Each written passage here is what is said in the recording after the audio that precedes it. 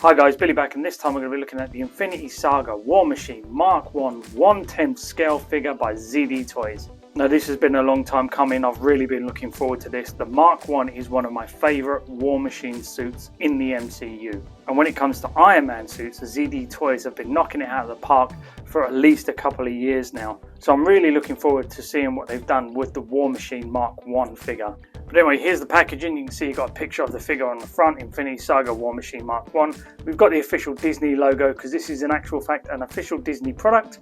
It's actually only supposed to be available in China, but you know, importation is a thing, so you can get these pretty easily on AliExpress and a lot of the import websites. And on the side we've got War Machine with another picture of the figure, and on the back we've got promo pictures of the figure, the Infinite Action X logo, which is very interesting because the last time I saw that was on the Mark 50 and that came with loads of accessories, but you don't get as many with this guy, so I'm not entirely sure what that logo is about. This is supposedly part of the Infinite Action series anyway, and you've got the Iron Man 2 logo because this is the version from Iron Man 2, ZD Toys logo on that side. Again, War Machine on that side, nothing at the bottom, nothing at the top, and it comes all lovely and sealed inside this plastic, so it's going to be nice and crisp and clean when I open it up. Okay, now we've got the plastic off. We can see it's got a magnetized flap on the side. If we pull this open, we can see we just have the figure inside. There's no slip card or anything this time. A little disappointed. I always like to have those little slip cards, and obviously there's nothing on this side, no diagrams for the accessory stand or anything. So this feels a little, you know, a little more bare bones in presentation than what I'm used to with ZD Toys. And then if we pull out the front tray, we can see we've got the figure, and then in the back tray you can see we've got some extra hands, we've got the stand. And what is War Machine without his arsenal of weapons, which is just here. Okay, let's get this all open and have a look at exactly what he's like. Okay, and here he's just straight out of the box, and you can see he does actually stand pretty well. He's a very sturdy, competent figure. And once I opened him up and started playing around with him a little bit, I really do like the look of it, but there are just a couple of little niggly bits that kind of irk me, but nothing too big. Accessories are fantastic. You can see he comes with the usual blast effects. These are only for the bottom of his feet. He doesn't have any for his hands, simply because I don't think he needs them, and he's been given these two open palm hands with the portholes covered in and painted blue, and sort of have relaxed hands. However, it would have been nice for him to have some repulsor hands so that you can port these in like a lot of the Iron Man figures. My first niggling problem is they could have given us a few more hands, but they're very competently painted. They look really good, and I really do like that gunmetal grey. And then you can see he comes with his Gatling gun that goes on his back, and this is very nicely detailed. There's some nice painting in the arm, highlighting some of the silver areas. That the gun belt goes all the way around, and then you can put this into the back. And I like the details in the arm and everything. I do wonder if some of the details are a tad soft, but this is a 1/10 scale figure, so I don't think they're going to be too deep. But sadly, looks is all it's got, because honestly there's no articulation in this from what I can see. I've tried moving bits about. This arm, this should be on an arm. I don't know, is it on an arm? If it is, it feels really flimsy, but it feels like I'm just moving plastic forward and back. You should be very confident in knowing if this arm moves sideways or up or down or anything, but it feels a little bit like I'm moving this thing around, and all I'm doing is twisting the plastic around because it keeps bouncing back into the middle. But then we get two of his forearm guns, and these look exactly like they were expected to be. They're very nicely gunmetal painted. There isn't a buttload to them that you need to know other than they sit on the forearms, although if we had been able to have some blast effects in there, that would have been cool. But other than that, I think they're going to be very effective. And then he comes with the stand, and again they've gone with the black stand this time. Maybe that's what the Infinite Action logo is about. It's differentiated because they use a black stand instead of the clear stands, but it is going to stand out a little bit. Again, with so many of your Iron Man being on clear stands, it would be nice if these were all uniform and all had the same stand, in my opinion. But it still looks good. It has really nice articulation. You've got a joint arm that goes left and right there, goes forward and back there. You have another arm joint just up here, and it can stretch out and get a bit taller, and then there's another arm here to move this forward and back, and then it's on a spring-loaded clasp. and it's got quite a nice sort of shape to it. It's good form factor. It doesn't take up too much space on the shelf, but it does have enough so that you can get a good purchase on your figure and balance it pretty well on the stand. And this is the War Machine himself, and I have to really like the sculpting and detail in this guy. He has great detail. Look at the helmet. So much little detail in the sides of that helmet. And I love this jawline here, this big jutted out chin. Makes him look super aggressive. And all the details coming down, you can see there's details in the arc reactor. And they've even put the little transfers on the shoulders, and down here the 001's on there. And then we've got EDAF 445 or whatever it is. So they've actually gone the full hog and given him the transfers. A lot of figures wouldn't. And there's like a separation between the two silvers, the gunmetal and the normal titanium silver. And they're really nice. There's no paint bleed off.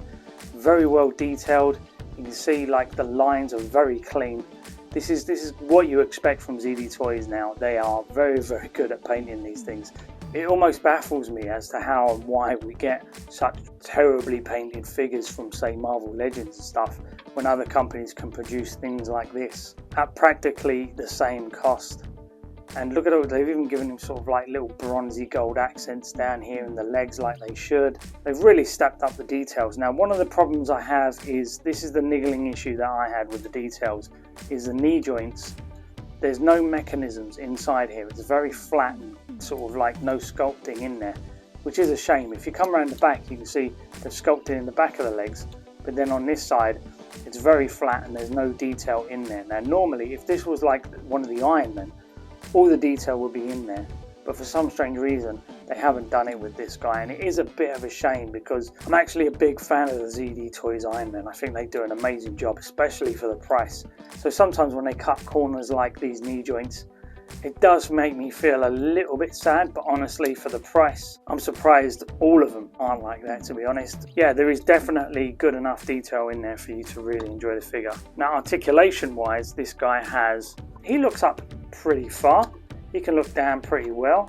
If we turn the head, he can get it to about there, but these shoulder pieces get in the way. There is no lower joint neck, but then we come down into the arms, you can see the shoulder pads are on hinges, so you can move them really out of the way, which is really nice.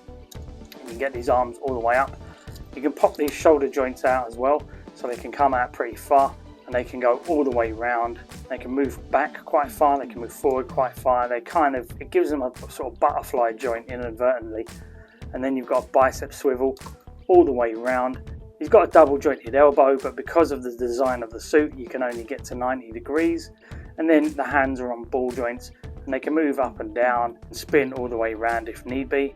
The torso also has a pop out joint, so you can move this a little bit left and right and roll it about. But if you pop the joint up, you can stretch it out and get it a bit further, and you can bend forward and back just a little bit more. Now, there isn't a lot of movement in there just because of how bulky the suit is, but there's a fairly nice amount. You can actually spin the body around pretty well, but again, be careful, you're going to be rubbing the paint as you turn this around. And then there is no articulation in the lower waist as per usual with these suits. And now coming down into the legs, you can see the hip joint. You can pull this out.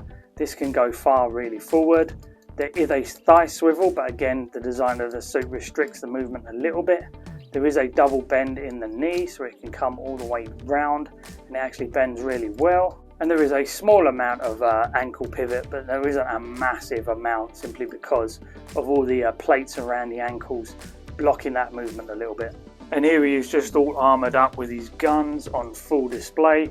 I think this gun sits down a little low, but it's not too bad. At least it faces towards his head if you angle it right.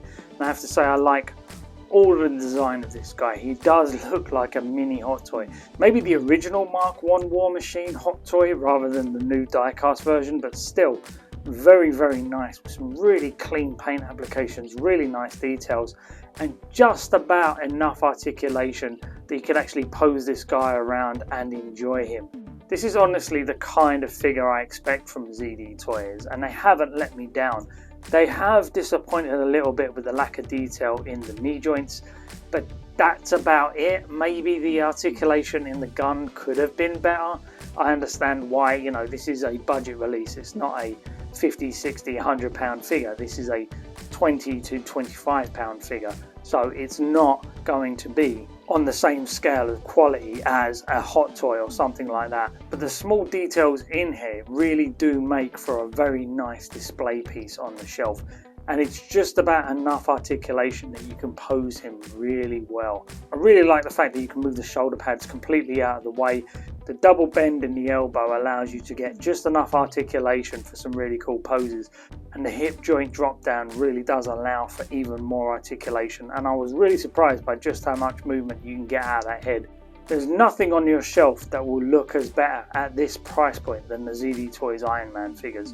They are superbly painted, reasonably well articulated, and look nice, and War Machine is just another really great addition to the collection.